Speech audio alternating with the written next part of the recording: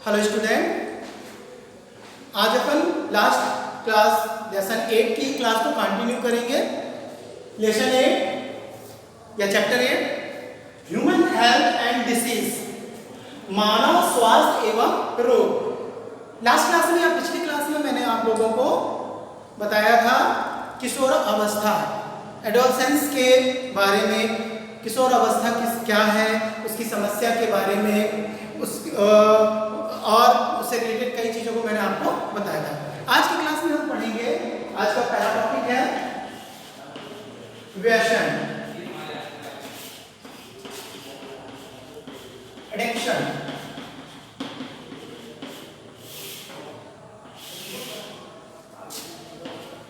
व्यसन यानी इसका अर्थ होता है किसी भी चीज के प्रति आदी हो जाना या किसी भी चीज का लत लग जाना। किशोरावस्था की ये एक प्रमुख समस्या है व्यसन या एडिक्शन। इस टीन एज स्टेज में जब बालक या बालिकाओं को हर कुछ नई चीज़ों को जानने की इच्छा जागृत होती है, तो वो जब किसी भी पदार्थ या वस्तु का बार बार उपयोग करने लगते हैं अपने जीवन में, अपने शरीर में, और उसके वो उन पदार्थों के वे आदी हो जाते हैं, उसके बिना वो जीवन यापन नहीं कर पाते हैं, उसके बिना उन्हें निराशा महसूस होती है, तो ऐसे पदार्थों को हम व्यसन और इस अवस्था को व्यसन या एडिक्शन कहते हैं। जैसे कि गुटखा पान खाने की लत लग जाना, तंबाकू खाने की लत लग जाना, ठीक है, ड्रग्स लेना, या कोई दवाइयों का, जैसे नींद नहीं आ रही तो नींद की दवाइयों को बार बार उपयोग करने पर उसका आदी हो जाना। तो व्यसन वह अवस्था है जिसमें कोई भी जीव या मानव किसी वस्तु का बार बार उपयोग करने के कारण उसका आदी हो जाता है। सेकेंड टॉपिक पढ़ेंगे अपन प्रकार, व्यसन के प्रकार। तो व्यसन प्रमुख 4 प्रकार के होते हैं। पहला है औषधि व्यसन,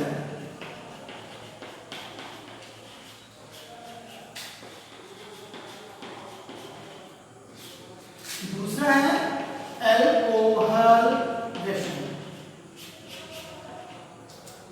तीसरा है ड्रग्स व्यसन, और चौथा है तंबाकू व्यसन। तो व्यसन 4 प्रकार के हैं। पहला औषधि व्यसन है, दूसरा अल्कोहल व्यसन, तीसरा ड्रग्स व्यसन, चौथा तंबाकू व्यसन।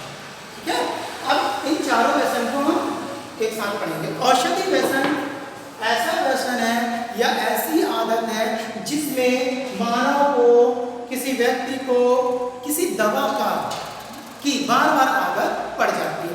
जैसे कई बार ऐसा होता है, आपने देखा होगा कि जब नींद नहीं आती है तो लोग नींद की गोली खाने की आदत डाल देते हैं, फिर जब तक वो नींद की गोली उसको नहीं खाते तो उन्हें फिर नींद नहीं आती, यानी वो नींद की दवा के आदी हो जाते हैं।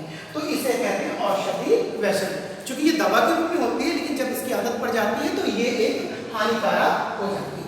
सेकेंड है अल्कोहल व्यसन। अल्कोहल का शाब्दिक अर्थ शराब या मदिरा से है। अल्कोहल के कारण आज की टीनेज के लोग ज़्यादातर अल्कोहलिक होते हैं, वो शराब, दारू या मदिरा का सेवन करने लगते हैं, उसका उपयोग करने लगते हैं, उसके बिना उनको निराशा महसूस होती है, वो अपने सही तरीके से जीवन व्यतीत नहीं कर पाते। तो ऐसे व्यसन को अपन कहते हैं अल्कोहल व्यसन। थर्ड है ड्रग्स व्यसन।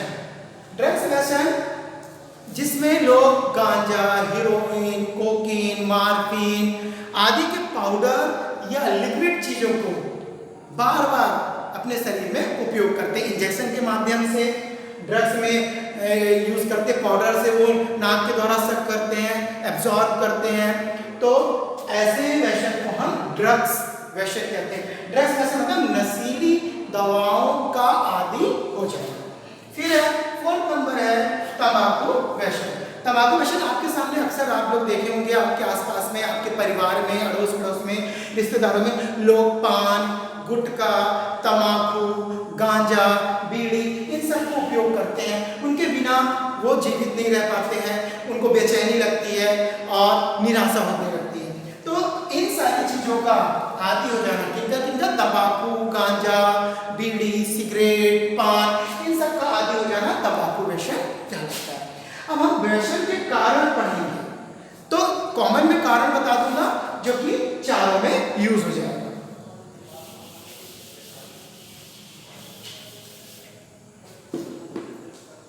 थर्ड टॉपिक है कारण, व्यसन के कारण। व्यसन के कारण क्या है, तो हम जानते हैं कि सबसे पहला है मानसिक तनाव। आज की जनरेशन के बच्चों को थोड़ी सी ही बात में, थोड़ी सी प्रॉब्लम क्रिएट होने पर, थोड़ी सी परेशानी आने पर वो मानसिक रूप से परेशान हो जाते हैं और अपनी मानसिकता तकलीफ को दूर करने के लिए क्या करने लगते हैं, व्यसन करने लगते हैं या नशीले पदार्थों के आदी हो जाते हैं। तो पहला है मानसिक तनाव, दूसरा है शारीरिक दर्द। शारीरिक दर्द ज़्यादा हाथ पैर के दर्द में या हाथ पैर की तकलीफों में या किसी बीमारी से बचने के लिए लोग व्यसन के आदी हो जाते हैं, अल्कोहल वगैरह यूज करने लगते हैं ताकि उनके शरीर का दर्द कम हो जाए। थर्ड है पारिवारिक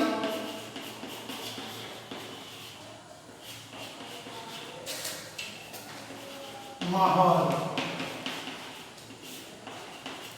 कई बार परिवार के बड़े लोग, उनके पापा दादा बीड़ी सिगरेट का उपयोग कर रहे हैं या अल्कोहल का उपयोग कर रहे हैं, तो उसको देखने के बाद उनके छोटे सदस्य भी उस व्यसन का उपयोग करने लगते हैं, जिसको कहते हैं पारिवारिक माहौल। थर्ड है, फोर्थ है कार्य क्षमता बढ़ाने में, क्षमता को बढ़ाने में। कई बार मानव अपनी कार्य क्षमता को बढ़ाने के लिए, अपनी वर्क कैपेसिटी को बढ़ाने के लिए चाय, बीड़ी, सिगरेट, गांजा, अल्कोहल आदि का उपयोग करने लगता है और वो उसका आदी हो जाता है। पांचवा है लैंगिक क्षमता,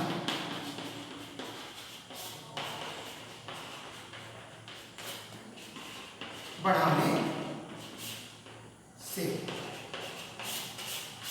संतान उत्पत्ति करने या जनन की प्रक्रिया को बढ़ाने के लिए भी कई बार मानव क्या करते हैं, व्यसन का उपयोग करने लगते हैं। तो ये 5 कारण हैं व्यसन के, जिसको आप चारों प्रकारों में उपयोग कर सकते हैं।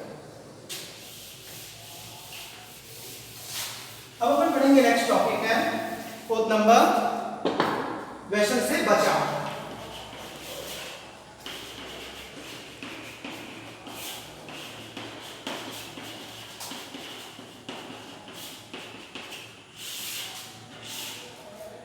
हमारा कोई भी सहयोगी, हमारा दोस्त या हमारा मित्र जब व्यसन से ग्रसित हो जाता है, अल्कोहल, ड्रग्स, गांजा इन सब से ग्रसित हो जाता है, तो हम उसे कैसे बचा सकते हैं, इसके उपाय।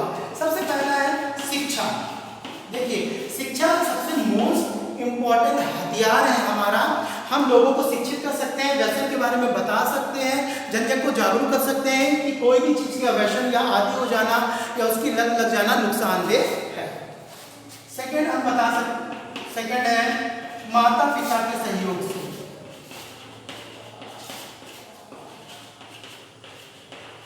माता पिता का सहयोग। अगर बच्चा व्यसन से ग्रसित है तो माता पिता उसके सहयोग कर सकते हैं, उसकी मदद कर सकते हैं, उसको डिप्रेशन से बाहर निकाल सकते हैं। तीसरा है शिक्षक का सहयोग।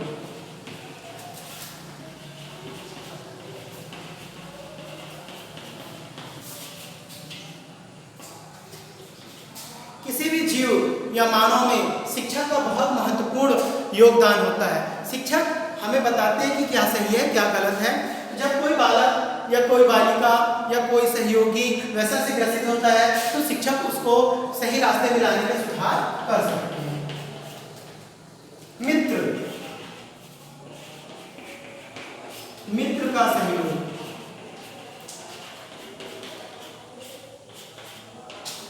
व्यक्ति अपने साथ अंदर की हर तकलीफ को अपने दोस्तों से जरूर शेयर करता है।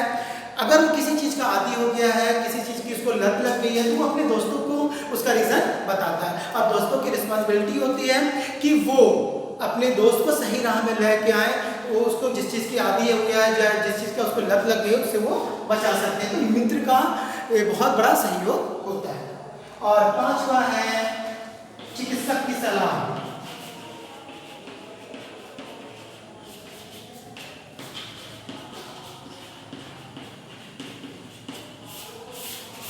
आजकल समाज में बहुत सारे सुधार केंद्र बनाए गए हैं जिसमें हम इस तरह से व्यसन से ग्रसित लोगों को हम उस चिकित्सक की सलाह के द्वारा चिकित्सालय में या हॉस्पिटल में एडमिट करके उन्हें इन लत से या व्यसन से बचा सकते। नेक्स्ट टॉपिक है व्यसन का समाज में क्या कुप्रभाव है।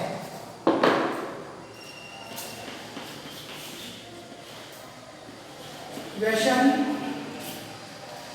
का समाज या शरीर में कुप्रभाव, या इसको आप दुष्परिणाम भी कह सकते हैं। देखिए, व्यसन का समाज में कुप्रभाव है। हम लोग डेली लाइफ में रोज की दिनचर्या में देखते हैं कि कोई एक शराबी व्यक्ति पूरे समाज का, पूरे आसपास पड़ोस का, पूरे घर का माहौल खराब कर देता है। ठीक है, सबसे पहले क्या है कुप्रभाव? समाज खराब हो जाता है, समाज की नैतिकता भंग हो जाती है। दूसरा, पारिवारिक माहौल खराब हो जाता है।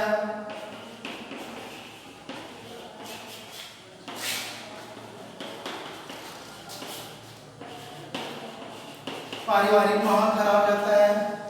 तीसरा, व्यक्ति क्रिमिनल या अपराधी बन जाता है, अपराधी।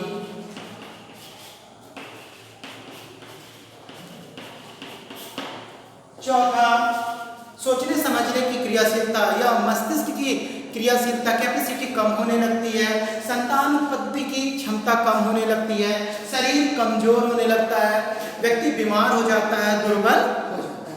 तो ये सारे कुप्रभाव हैं। नेक्स्ट टॉपिक है सुजुकी।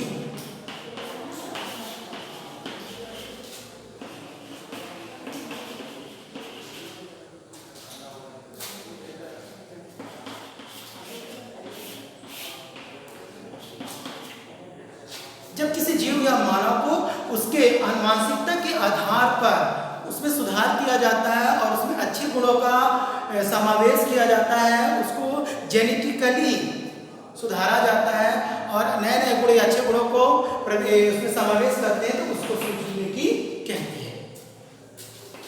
नेक्स्ट पॉइंट है शामक औषधियां।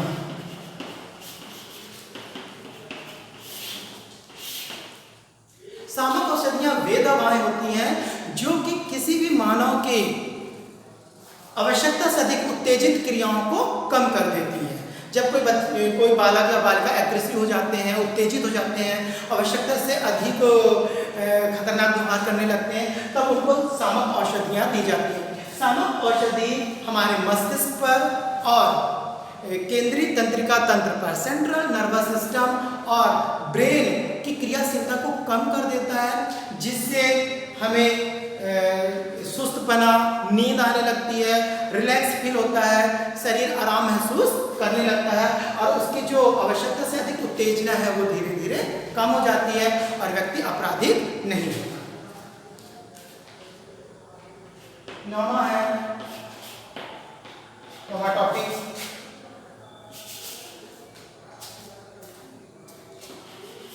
पुनर्वासन। पुनर्वासन जो है व्यसन से जुड़ा हुआ है। व्यसन मैंने लत, किसी चीज की आदि हो जाना। जब व्यक्ति नशीली चीजों का, नशीली दवाइयों का, अल्कोहल का, तंबाकू का, गुटखा का, इन सब का आदी हो जाता है और इस खराब स्थिति से